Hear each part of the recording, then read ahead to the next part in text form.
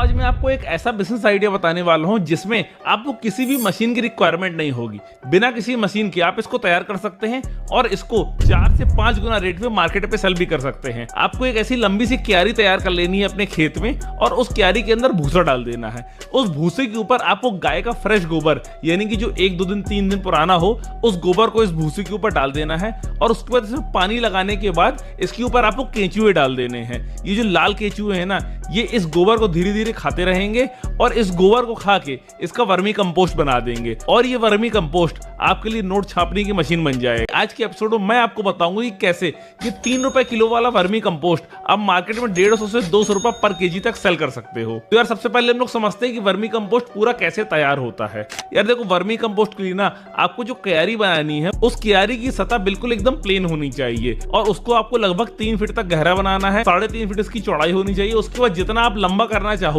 उसको उतना लंबा कर सकते हो। इस पे आपको नीचे की सतह पर ना भूसा लगा देना है और भूसे के ऊपर आपको डालना है गाय का गोबर।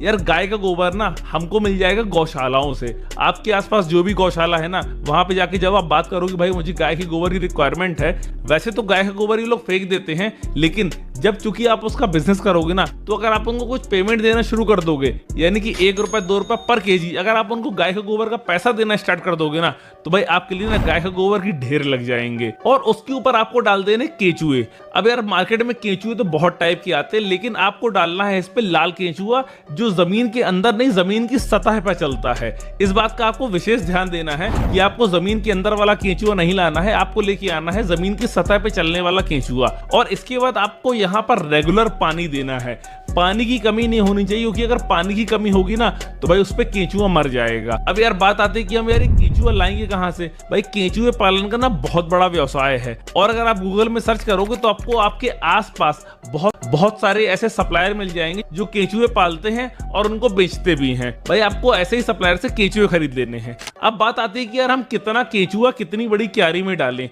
तो यार देखो, जो 1 स्क्वायर फीट का एरिया होगा ना, जिसकी गहराई 3 फुट है, वो जो 1 स्क्वायर फीट का एरिया है ना, उसमें आपको 40 केंचुए डालने हैं। तो उस हिसाब से आप अंदाजा लगा लेना कि आपने कितनी लंबी चौड़ी क्यारी बनाई है, उसका एरिया कितना निकल रहा है और उसको 40 से मल्टीप्लाई कर लेना। उतने केंचुए आपको एक बार में डालने हैं। अब आप एक बात का ध्यान और रखिएगा कि भाई इसके ऊपर ना डायरेक्ट धूप नहीं पड़नी चाहिए। सनलाइट मिले, लेकिन डायरेक्ट तेज धूप पड़ेगी ना, उससे भी आपकी खाद खराब हो सकती है। तो उसके लिए आपको उसके ऊपर एक छोटा सा टीन शेड बना देना पड़ेगा, जिससे डायरेक्ट धूप की रोशनी खाद के ऊपर नहीं आएगी। अब भाई 45 दिन का ये प्रोसेस है।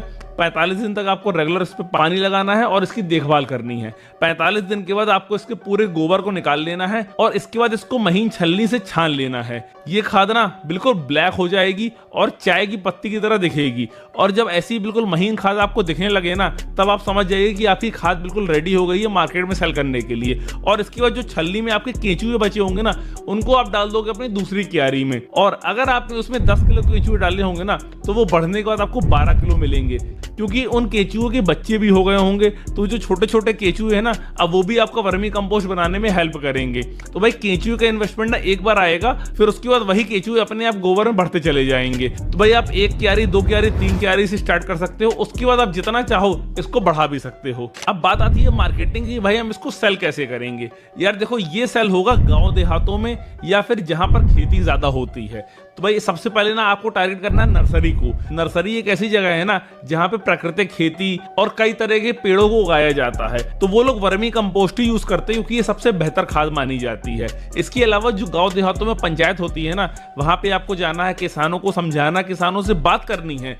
क्योंकि वर्मी कंपोस्ट अभी बहुत कम लोग यूज कर रहे हैं, लेकिन इसका मार्केट साइज आने वाले टाइम पे बहुत बड़ा होने वाला है। क्योंकि जैसे जैसे लोग ऑर्गेनिक खेती की तरफ जा रहे हैं ना, वैसे वैसे वर्मी कंपोस्ट की डिमांड बढ़ती चली जा रही है। वर्मी कंपोस्ट की ना आपको 5-5 केजी की पैकिंग बना लेनी है और जो 5 केजी की पैकिंग का प्राइस है ना, वो आपको रखना है 100 रुपए, यानी कि 20 रुपए किलो आपको बेचना है।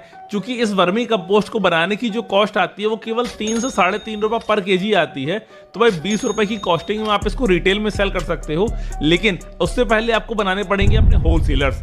आपके होलसेलर्स बनेंगे जो भी बीज की दुकान खोले हुए हैं, यानी कि जो किसानों को बीज देते हैं या जो केमिकल वाली खाद बेचते हैं ना, वहीं पर आपको अपना वर्मी कंपोस्ट सेल करना है और उनको आपको मार्जिन देना है दुगने का, यानी कि आप उनको सेल करोगे 10 रुपए पर केजी में और वो किसानों को सेल करेंगे 20 रुपए पर केजी में।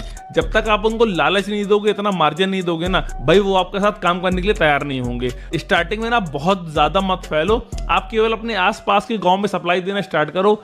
एक बार किसान अगर आपसे जुड़ जाएगा ना तो भाई वो डायरेक्ट आपके पास आएगा, आपसे माल खरीदेगा। इसके बाद भाई आपको अपनी कंपनी को रजिस्टर करना है ऑनलाइन, आपको अमेजोन पे सेल करना है और इसके अलावा अमेजोन ग्लोबल पे भी आप रजिस्टर कर सकते हैं, क्योंकि ये जो वर्मी कंपोस्ट है इसकी ग्लोबल डिमांड बहुत ज्यादा है और भाई इसका मार्केट ना लाखों करोड़ों का है और जिसका ग्लोबल मार्केट साइज है ना 120 बिलियन डॉलर का है।